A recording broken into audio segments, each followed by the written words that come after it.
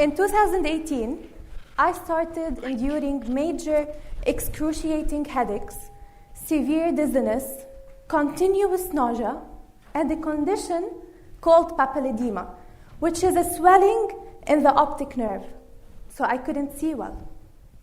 My situation was quickly worsening, so I saw my doctor, and after numerous tests and scans, I was advised to leave my job, to stay home and rest. My outlook was uncertain, and to be honest, I feared the worst. From a full-time employee, a gym rat, a person full of life, I became anxious, depressed, and hopeless. And I spent most of my time in bed watching movies like this with one eye, because I couldn't see well if I used both of my eyes. I'm not going to go into the details of diagnosis because it's a bit complicated and my time is limited. But I was trying to physically and mentally survive a major negative shift in my life. One day, and after the medicine had kicked in, I went out onto the balcony to get some fresh air. And there, it hit me. I've always been a positive person, and I shouldn't let this hardship control me. I decided that I have to shift my life from this negative path, no matter how difficult my situation was. By the miracle of modern medicine, doctors were able to treat my condition after a brutal 3-month battle. Looking back at my experience, I was able to make this shift by fostering 5 indispensable habits. To make these habits more memorable for you, I broke down the word shift into letters, and each letter will stand for a habit. Letter S stands for self-love, the blossom of change. Just like spring blossoms indicate the time for renewal and fresh start, self-love does the same.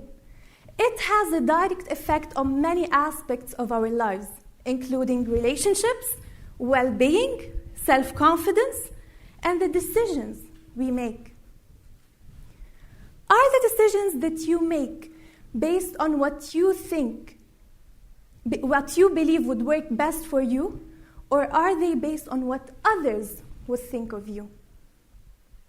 Self-love is not only about looking in the mirror and assuring myself that I look good, I am capable, I am strong, but also about making myself a priority rather than always trying to please others, saying no when I have to, and most importantly, forgiving myself.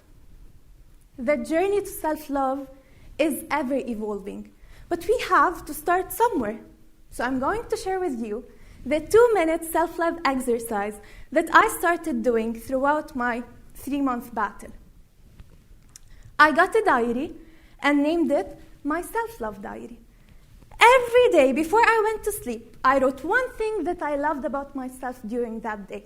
For instance, I enjoyed doing my hair today. I look refreshed. Or, proud for helping my friend put a workout schedule. You might think that's silly, but believe me, I referred to this diary every time I needed a reminder of how worthy and valuable I was, even when in pain. The way you treat yourself matters. Second letter, H, stands for health, the root of change. Your health resembles the roots of tree. They provide it with the essential elements to flourish and grow. When I say health, I mean your physical and mental health. Take care of your body. If you are not in your best place health-wise right now, like I was back in 2018, but you're dealing with these health problems rather than ignoring them, then you are on the right track. Actually, it is a bit hard to ignore a physical problem for too long. But what's easy sometimes to ignore is a mental health problem. So constantly monitor your feelings and thoughts. If you think that you are not in a good place mentally, ask for professional help. 2 ways to take care of your body and mind. 1, make healthier choices. And by healthier, I don't mean to instantly make a radical shift in your eating habits, sleep pattern, or physical activity. On Monday, I will start working out full force 5 times a week for 1 hour per day. And then Monday comes, and I do not work out. Why? Because it's not a realistic goal. Change is the outcome of the baby steps that we take day after day. Showing up at the gym and working out for 5 minutes is still progress towards your goal. Slow progress is still progress. 2, embrace your feelings. Let yourself feel all the feels. Don't allow yourself to dwell on it for too long, but definitely let it all out. If you're sad, cry. Or express this feeling of sadness or any other negative feeling in the way that soothes you most. When I was doing my tests and scans, I used to cry for no less than 30 minutes every time I received a bad result. This way, I let it all out to be able to prevail. Ignoring your feelings is not healthy. Moving on. The letter I in SHIFT stands for identity upgrade, a major part of change. We tend to classify ourselves as certain types of people based on past experiences. For instance, oh, no. To-do lists don't work for me. I am a procrastinator. Or, of course I can do this. I am successful. Or, forget it, man, I'm just lazy. We live in this identity, even though sometimes it is based on impressions that we may have made long time ago about ourselves. But I have a question for you. Do marketers still only use the tools and methods they used to use 20 years ago? Do you still use the same tires that you bought for your car 10 years ago? Of course not. And just like many things around us are constantly or regularly upgraded, so should our identity.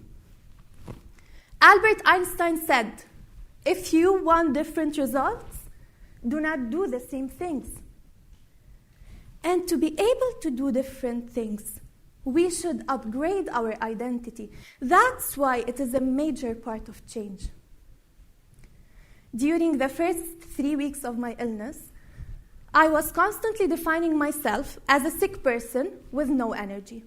So I stayed in bed and did nothing. When I decided to shift my life, I upgraded this identity too.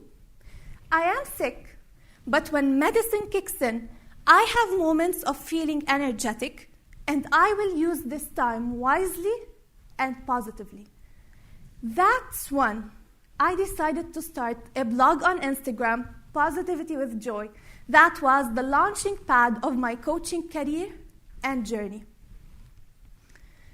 Your actions are consistent with your identity. If you believe you are a healthy person, then you probably work out and make healthy choices.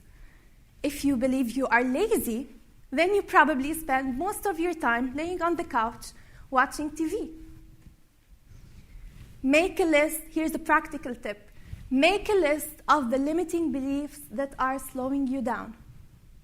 Pick one limiting belief and upgrade it, and then list one action step that you will be willing to take each day to enforce your new identity.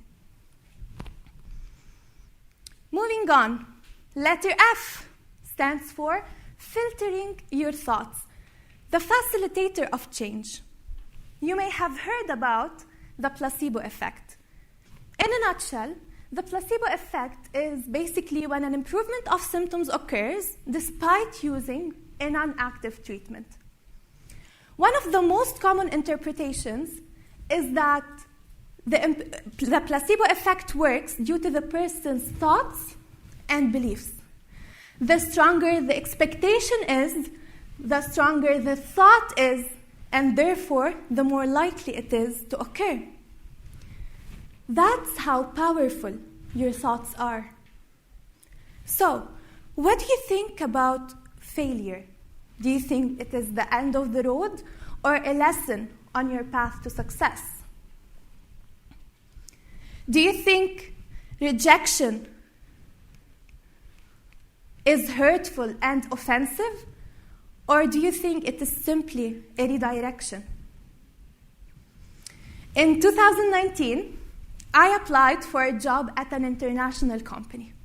I was so excited about the vacancy that I still remember the date of the interview, February 28, 2019 at 3 p.m. I nailed the interview.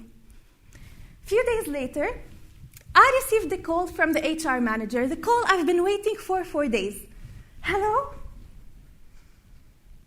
Oh. She told me that I didn't get the job. I asked her about the reason. She said that I was overqualified. Huh? Overqualified? What does that even mean? I remember telling her that I don't mind being overqualified. Just give me the job. I'm fine with that. But she responded by no. You've got greater potential. Now, I am thankful for that rejection. If not for that rejection in 2019, I would most likely still be at that company right now, rather than here with you at this talk. Filter your thoughts. Focus on what's within your control. Try to see the opportunities in difficulties. One of the most effective tools that I use to let go of the negative thoughts and the horrible scenarios I create inside my head that most likely won't happen is journaling. Journaling is a safe space that allows me to observe my thought patterns to be able to improve them. Finally, letter T stands for talking yourself up. The catalyst of change. The inner dialogue inside your head matters. I remember when I was fighting my illness, I used to shout out loud, I choose to be positive. I am strong. I am a fighter. And this too shall pass. My neighbors and parents would definitely recall that.